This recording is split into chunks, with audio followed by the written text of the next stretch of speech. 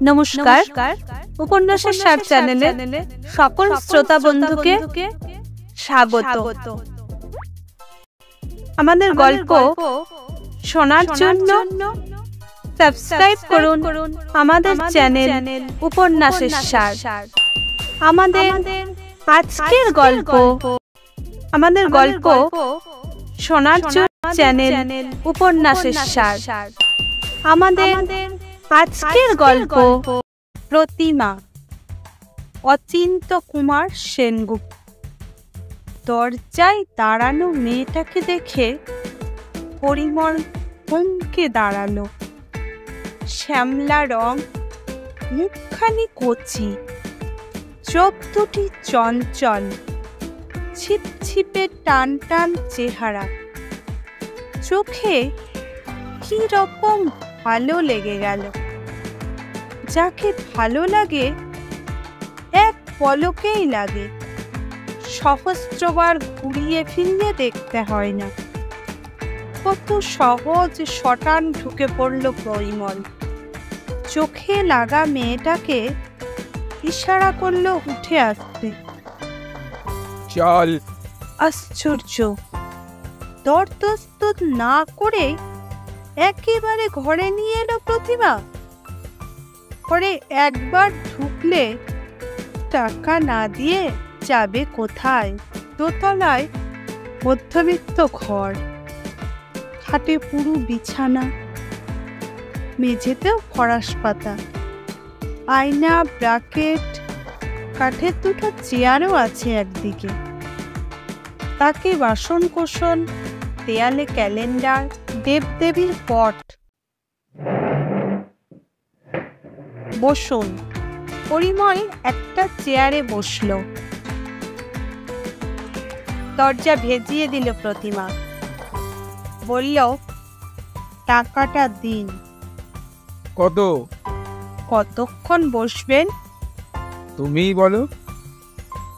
এই 1 ঘন্টা।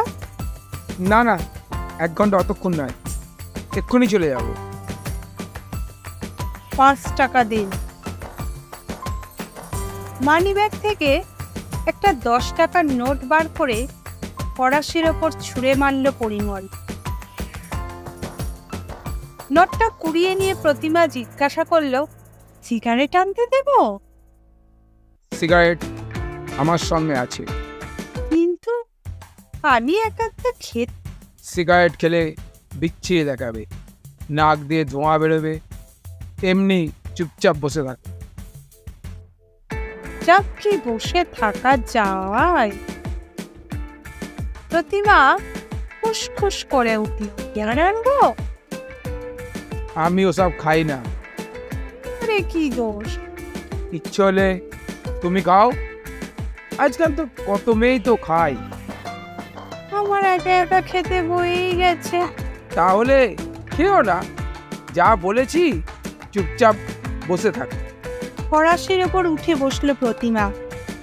বললে, গান শুনবেন? হাটের নিচে একটা বক্স হারমোনিয়াম ছিল, তার দিকে হাত বাড়ালো। রক্ষে করো। সে যে কি বিচ্ছিরি গান হবে বুঝতে পারছি। অবাক হয়ে তাকিয়ে রইল প্রতিমা। এ কেমন তরল, দিব্যি সুস্থ সমর্থ যুবক, অথচ এ কেমন রাজকবি ব্যবহার? তাহলে কি? তাহলে হ্যাঁ যেন দরজায় খিল চাপালো প্রতিমা। বললে, উঠুন উঠুন, চলুন খাটে চলুন। খাটে? এক্ষুনি উঠবো কি? হ্যাঁ, আমার সময়ের দাম আছে। এই নোংরা খাটে আমি শুই না। তাহলে যেখানে বসে আছেন ওই চেয়ারটাও তো নোংরা। না, চেয়ারটা বেশ ভদ্র। তুমি যদি আর একটা চেয়ার নিয়ে বসো, দিব্যি ভাবা যাবে যে আমি তোমার মাস্টার, তুমি ছাত্রী। আপনি বুঝি প্রফেসর? আর তুমি বুঝি ছাত্রী?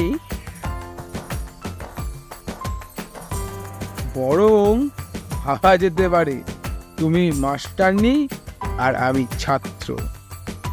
প্রতিমা হঠাৎ কাছে সরে এলো, ঝুঁকে পড়ে বললে, আপনার কি হয়েছে? তার মানে তুমি কি ডাক্তার নাকি? টেলিস্কোপ দিয়ে আমার বুক দেখবে? সরে যাও, সরে যাও বলছি। প্রতিমা সরে দাঁড়াবার আগেই উঠে পড়ল পরিমল। এক্ষুনি যাবেন? তোমার টাকা তো পেয়ে গেছো।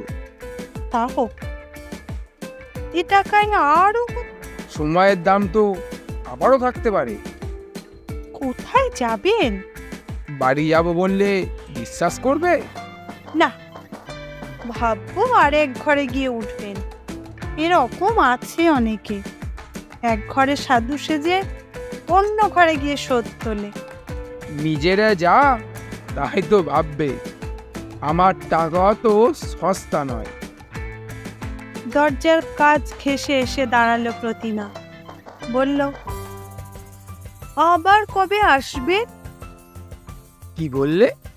আবার কবে আসবে? কখনো না, ও কথাটা তুমি করে বলতে হয়। বলতে হয়, আবার কবে আসবে? বেশ, তাই বলছি, আবার কবে আসবে? দেখি কবে সময় হয়। আবার একদিন এসো। ছি ছি ছি, তুমি আমায় নিয়ে ফেললে। প্রতিমার মুখ এতটুকু হয়ে গেল। কেন? কেন ছুলে কি হয়? অনেক কিছু হতে পারে, কোথায় কি আছে নিঃশ্বাস থেকে হতে পারে। কি দরকার? দূর থেকে ভালোবাসা হয় না? পাশ কাটিয়ে চলে গেল পরিমল। কদিন পরে আবার এলো এ পাড়ায়, দেখলো প্রতিমা বসে আছে।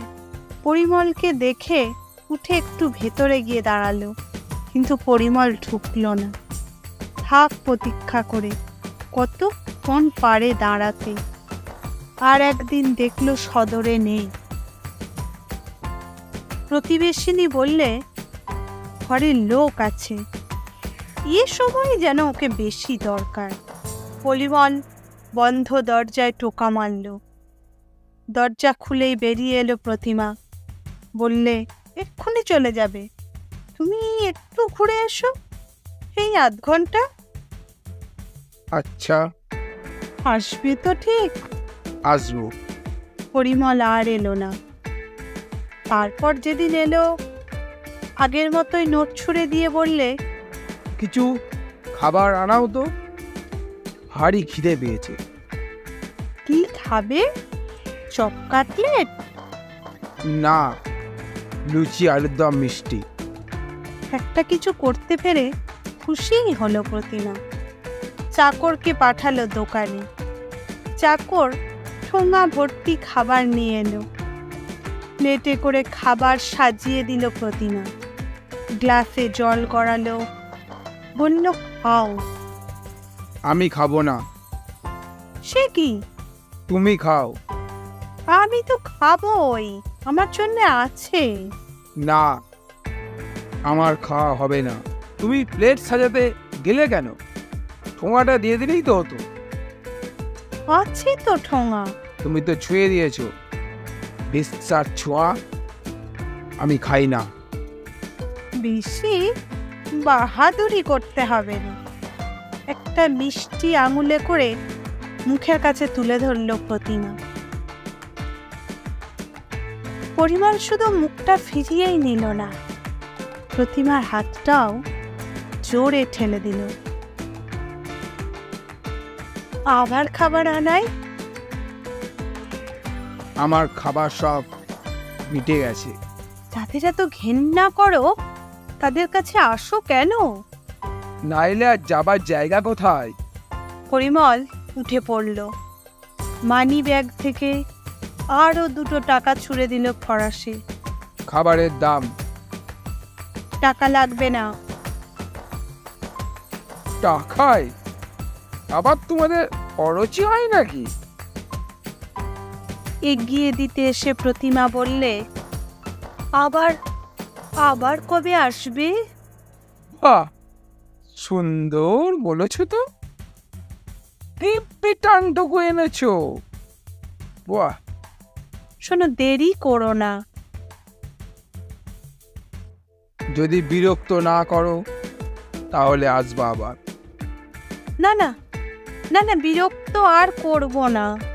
পরের দিন যখন এলো, তখন ঢোকা মাত্রই দরজায় খিল চাপিয়ে প্রতিমা একেবারে পরিমলের বুকের ওপর ঝাঁপিয়ে পড়ল।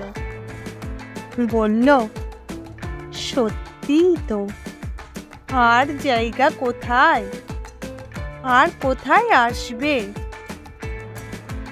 আমরা যেন মানুষ নয়, আমরা যেন ভালোবাসতে পারি না। হঠাৎ হঠাৎ একটা করুণ আর্তনাদ করে উঠল পরিমল।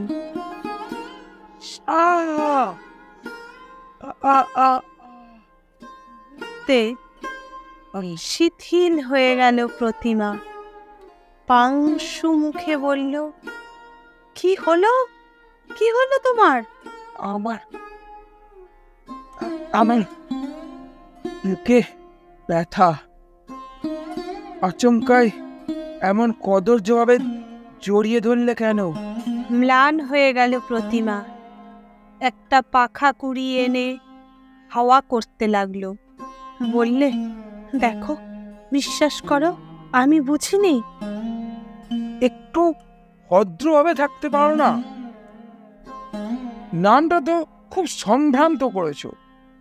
ব্যবহারটা ভুল হয়ে গেছে। উঠে পড়ল পরিমল। বলল, চৌবাচ্চায় পরিষ্কার জল আছে? কেন? স্নান করব। তোমার বুকে না ব্যথা?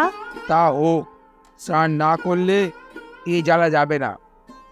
সে জল তো বিশ্বাবাড়িরই জল হবে, তাতে কি জ্বালা যাবে? ঠিক বলেছ। বাড়িতে কোথাও গঙ্গা জল আছে? গায়ে একটু ছিটিয়ে দাও তো। না, নিজের বাড়ি গিয়ে স্নান করো। প্রতিমা হাত বাড়ালো। হ্যাঁ, টাকাটা। বেশ্যা কি আর তার টাকা ভোলে? ও হ্যাঁ, ভুল হয়েছে। এই না, এই না। হাতে করে দিলে ছোঁয়া লেগে যেতে পারে, ফরাসের ওপরে ছুঁড়ে দাও। তাই দিল ছুঁড়ে। আবার কবে আসবে? আর আসবো না। না না, এসো এসো, বিশ্বাস করো, আর বিরক্ত করব না। ওই ওই দূরে বসে একটু গল্প করব। তাই আবার চেয়ারে এসে বসলো পরিমল। নিচে ফরাসে পায়ের কাছে দূরে বসলো প্রতিমা। বলল, কি করতে হবে বলো? উদাস হয়ে চুপচাপ বসে থাক। উদাস হয়ে? ও কখনো পারা যায়? চাই না তো। তোমার আগের জীবনের গল্প বলো তাহলে। সে তো নিতান্ত মামুলি গল্প। তার চেয়ে তুমিই বলো, তোমার কি হয়েছে? থাক, আমার জন্য মায়ায় কাজ নেই, হোক মামুলি। তবু তোমার ইতিহাসটাই বলো। তুমি কি করে এলে এই পথে? একটি ছেলেকে ভালোবেসেছিলাম। কি করেছিলে? ভালোবেসেছিলাম।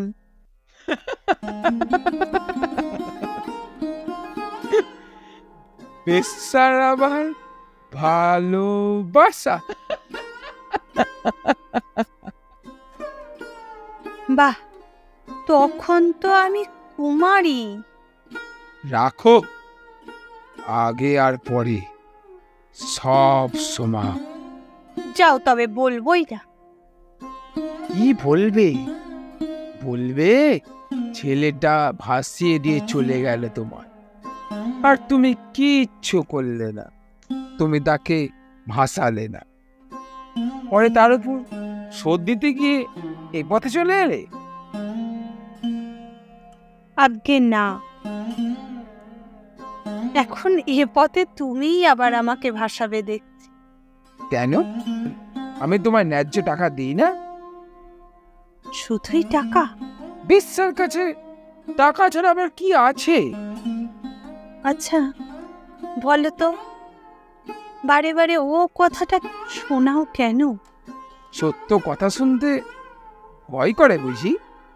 না, যে খোঁড়া তাকে বারবার খোঁড়া বলতে হয় না, সে মনে ব্যথা পায়। সে খোড়ার মন আছে বলে। ঈশ্বর আবার মন কি? শুধু শুধু টাকা, শুধু উন্নতি, উচ্চতর পাত্র। তোমাকে যখন ভাসিয়ে দিচ্ছি তখন আজ কিছু বেশি নাও।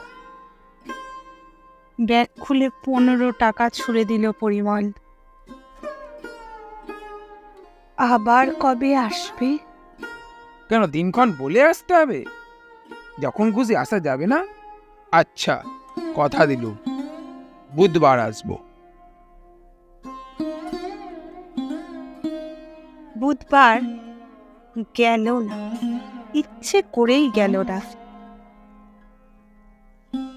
তার জন্য প্রতীক্ষা করছে প্রতিমা, উচাটন হয়ে রয়েছে।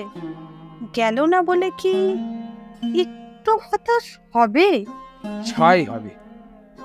ওদের আবার প্রতীক্ষা, ওদের আবার হতাশা। পরের বুধবার গেল, দোরগোড়ায় দেখতে পেল না। প্রতিবেশিনীরা বলতে পারল না ঘর ফাঁকা কিনা। বলতে পারল না মানে বলল না। ওরা আজকাল প্রতিমার ভাগ্যকে হিংসা করছে। পরিমল নিজেই গিয়ে দেখল ঘর খোলা, অন্ধকার। প্রতিমা, তুমি এসেছো? একটা ক্লান্ত কণ্ঠস্বর আকুল হয়ে উঠল। এসো এসো। ঘরে লোক আছে? না। নিজেই উঠে সুইচ টিপল প্রতিমা। বলল, দরজা খোলা, তবু কিনা লোক থাকবে? আজ বুধবার না? তা তোমাদের বিশ্বাস কি? কিন্তু এ কি, কি হয়েছে তোমার? জ্বর, এতক্ষণ শুয়েই ছিলাম। নাও নাও, শুয়ে থাকো। চেয়ারে বসলো পরিমল।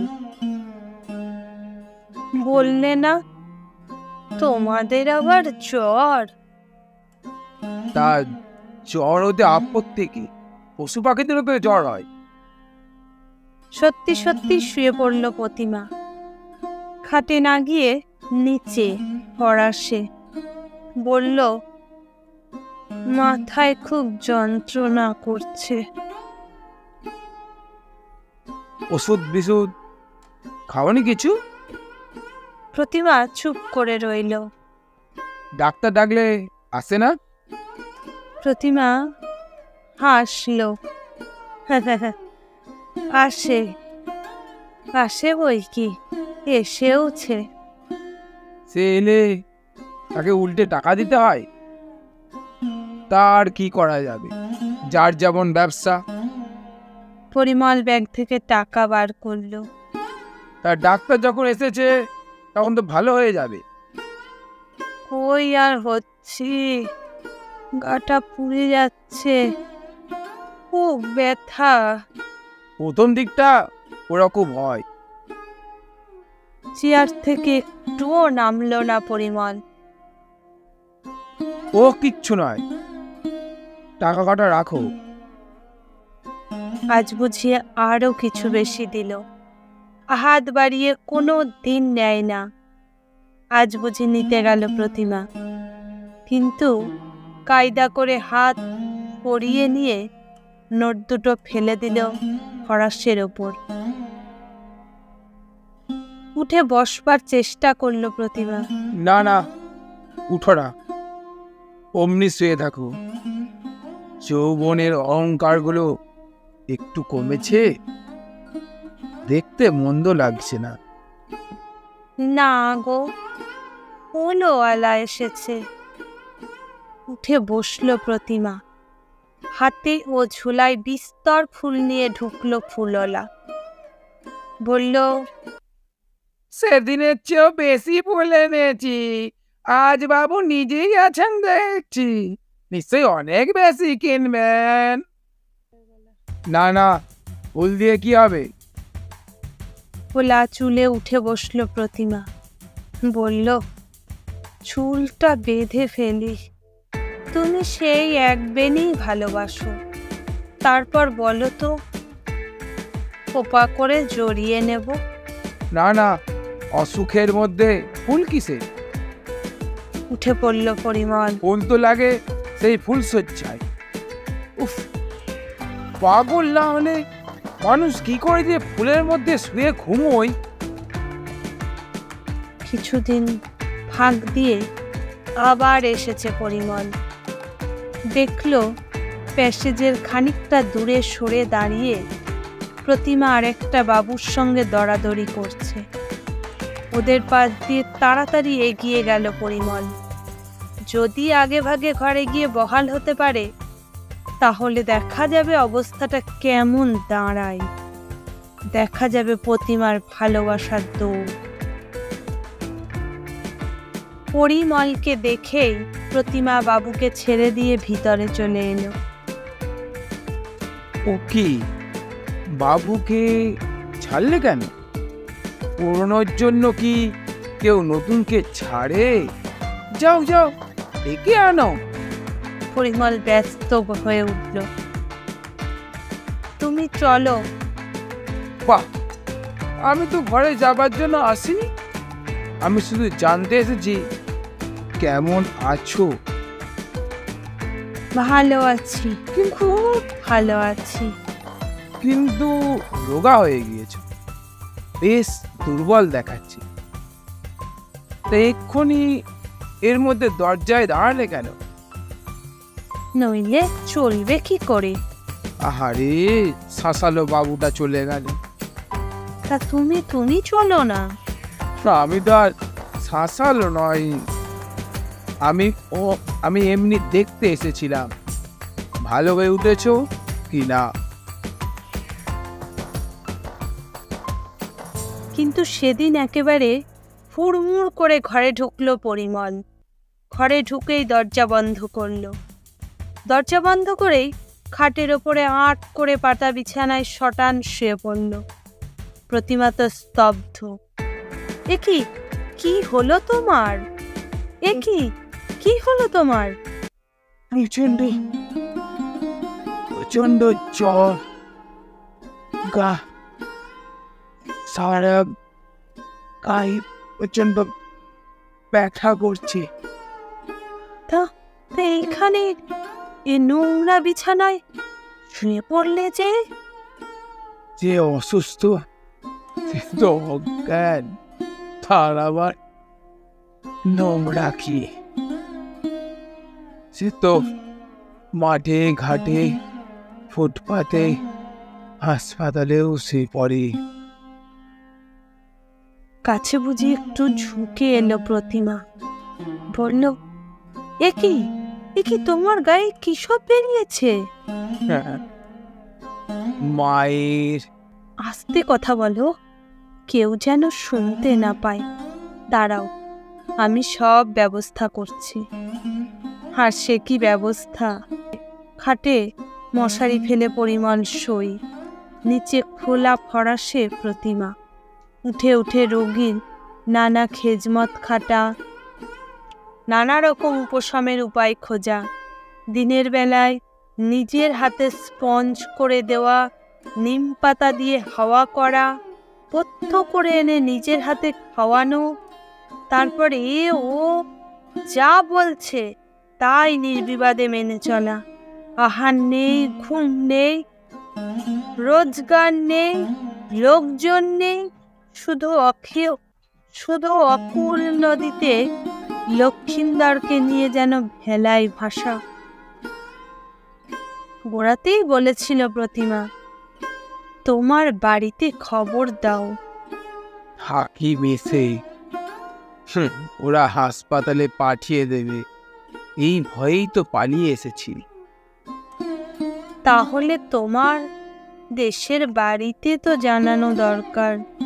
রাখো, অসুখ হয়ে একটা বেশ্যা বাড়িতে পড়ে আছি, এই খবর তাদের মান বাড়াবে না। কিন্তু এখানে অন্য কোনো আত্মীয়? উঁকি মারতেও আসবে না, বলবে চিনি না, নাম শুনিনি। কিন্তু যদি কিছু হয়? তুমি যা পারো ব্যবস্থা করো। অন্য বাসিন্দারা আপত্তি করেছিল। প্রতিমা বলেছিল, আমার নিজের হলে কি হতো, হাসপাতালে পাঠিয়ে দিতিস, সেখানে একা একা মরতে দিতিস। আশ্চর্য, যুক্তিটা মেনে নিল বাসিন্দারা। সকলের সহানুভূতি প্রতিমার সঙ্গে। সত্যিই তো, তার নিজের হলে আমরা কি করতাম। আস্তে আস্তে সেরে উঠছে পরিমল। মুক্তি স্নানের পর ভাত খাচ্ছে। প্রতিমাই রান্না করে এনেছে। বেশ তৃপ্তি করেই খাচ্ছে পরিমল।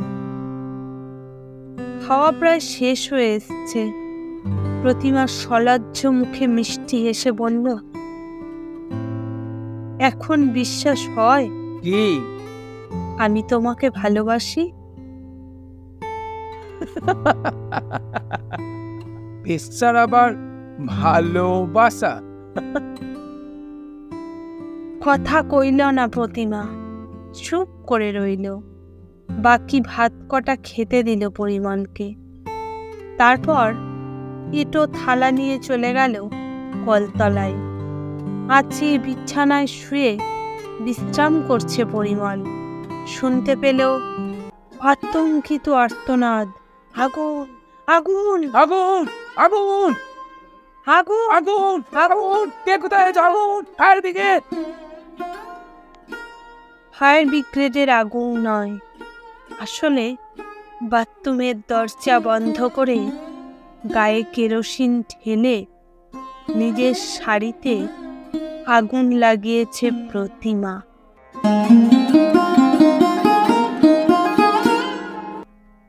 দরজা ভাঙতে দেরি হয়ে গেল বলেই প্রতিমাকে আর বাঁচানো গেল না। প্রতিমার দগ্ধ শরীরের দিকে পাথরের মতো তাকিয়ে রইল পরিমল।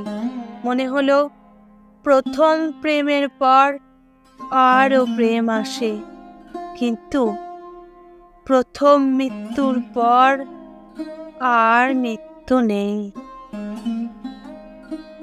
তারপর কি হবে পরিমল সমস্ত জানে। পুলিশ আসবে, তাকেই গ্রেপ্তার করবে। ফুলওলা আসবে, ফুল দিয়ে সাজিয়ে ফুলের মধ্যে শুইয়ে দেবে বাসিন্দারা। মুখখানা নিটুট আছে। পরিমলের ছুঁতে খুব ইচ্ছা করবে, হয়তোবা একটু আদর করবে, কি জানি, হয়তো তার পার্থিব চুম্বনটি রাখবে তার কপালে। সবই তার জানা আছে। খবরের কাগজে সেই হেডলাইন হবে।